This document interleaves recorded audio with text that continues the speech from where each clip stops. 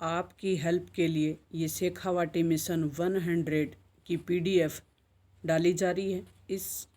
ये जो अपनी पीडीएफ है, इसका सरल और सहज भाषा में विश्लेषण करके खंड वाइज या पाठ वाइज पहले डाला जा चुका है। तो ये अपना हिंदी अनिवार्य कक्षा 12 विषय हिंदी अनिवार्य हो गया। आरोह जो पद खंड है, आरोह का पद खंड अध्याय हरिवंश राय बच्चन जो एक आत्म परिचय है, एक गीत है, उसके संक्षिप्त यानी ऑब्जेक्टिव प्रश्न है।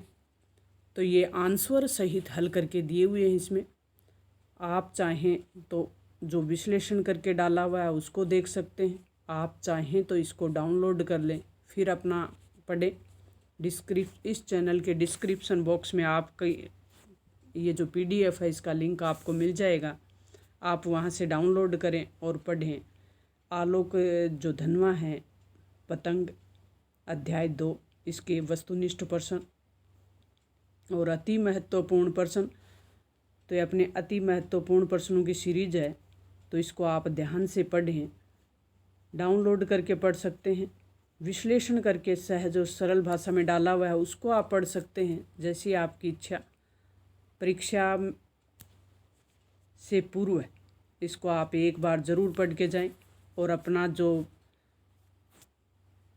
मूल्यांकन है या कहें कि आप जो मार्क्स में इम्प्रूवमेंट चाहते हैं, मार्क्स को इम्प्रूव करें, तो परीक्षा में जाने से पहले आपको मेरी तरफ से शुभकामना। आप एक अच्छा पेपर दे के आएँ, अच्छे से लिख के आएँ।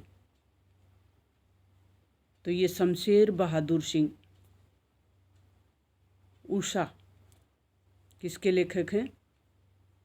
उषा के। फिराक गोरखपुरी रुबैया गज़ल, ये सब आपके लिए सरल और सहज भाषा में डाले हुए हैं। आप चाहें तो इसको वीडियो को पॉज करके पढ़ सकते हैं, आप चाहें तो इसको डाउनलोड पीडीएफ को डाउनलोड कर ले फिर पढ़ ले। भक्तिन महादेवी वर्मा आरोह का ही गद्य खंड है, अध्याय 11 है अपना। फिर अब बाजार दर्शन जनेंद्र कुमार, इनके लेखक भी याद करें। काले मेघा पानी दे धर्मवीर भारती के कहाँ से ऑब्जेक्टिव प्रश्न आएंगे, कहाँ से 2 नंबर वाले आएंगे, कहाँ से 3 नंबर वाले आएंगे, सब इसमें दे रखा है। जिस पाठ में ऑब्जेक्टिव प्रश्न नहीं दे रखे उस पाठ से ऑब्जेक्टिव प्रश्न नहीं बनेंगे। अपने 2 नंबर वाले, किसी में से 1 नंबर वाले, किसी में से बड़े प्रश्न। शिरीष के फूल हजारी प्रसाद द्विवेदी जो कि लघुत्तरात्मक प्रश्न। हिंदी अनिवार्य की जो अपनी दूसरी पुस्तक है वितान, इससे अपने 1 नंबर वाले प्रश्न इस प्रकार से बनेंगे, 2 नंबर वाले इस प्रकार से बनेंगे।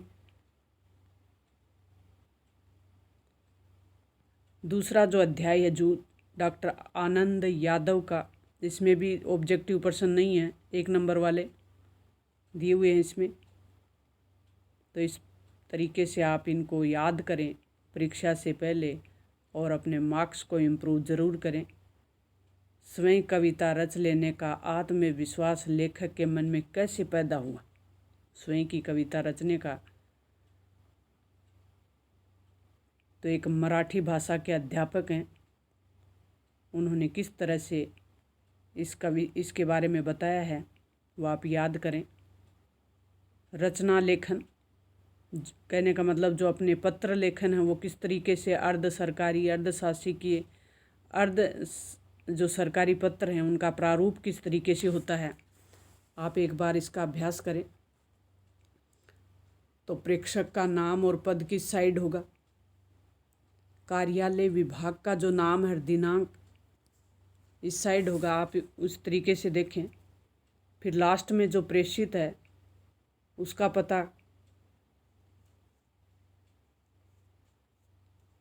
निविदा, अगर किसी विभाग से निविदा निकाली जा रही है तो उसको आप देखें।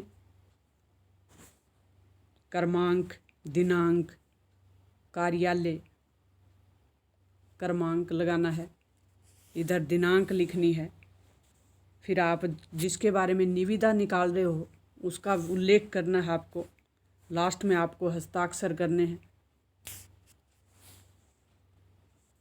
इस तरीके से आप देखें रचना पत्र किस तरीके से लिखने अपने को। अधिसूचना अगर कोई जारी करनी हो तो उसमें भी क्रमांक आता है, दिनांक आता है। क्रमांक दिनांक लिखें।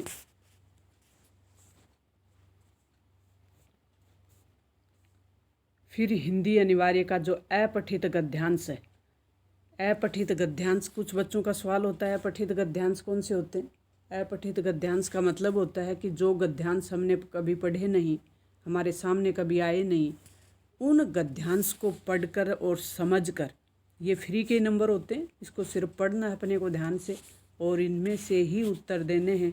इन सब प्रश्नों के उत्तर इसी गद्यांश में समाये हुए हैं।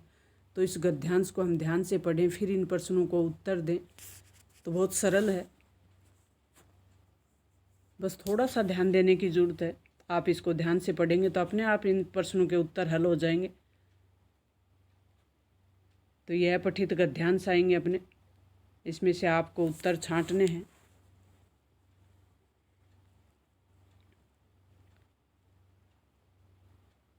नेक्स्ट हम देख लेते हैं भाषा, लिपि और शब्द शक्ति और अलंकार।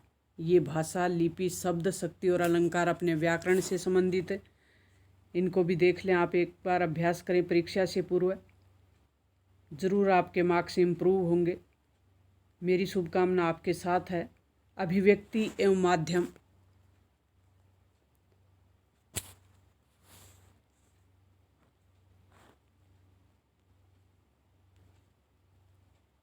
नेक्स्ट देख लेते हैं हम अभिव्यक्ति एवं माध्यम पे। वो छोटे प्रश्न थे, ये लघुत्तरात्मक प्रश्न है।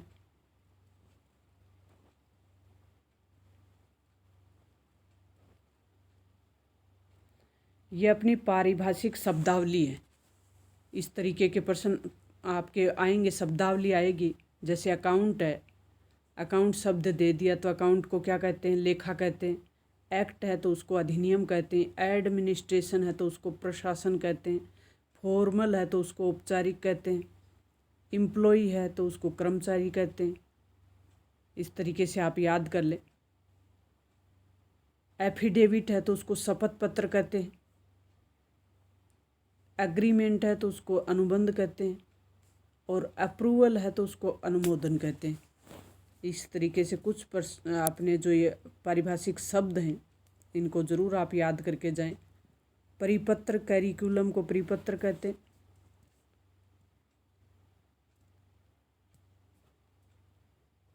टेंडर है तो उसको निविदा कहते हैं। पारिभाषिक शब्द में टेंडर को निविदा कहते हैं। इस तरीके से आप देख लें। वारंट को अधिपत्र कहते हैं। एडिशन को संस्करण, एडिटिंग संपादन, ड्राफ्ट प्रारूप, डेपुटेशन प्रतिनियुक्ति को कहते हैं।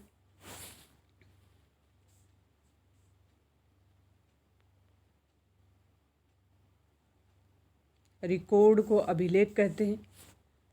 रिकॉर्ड, अभिलेख,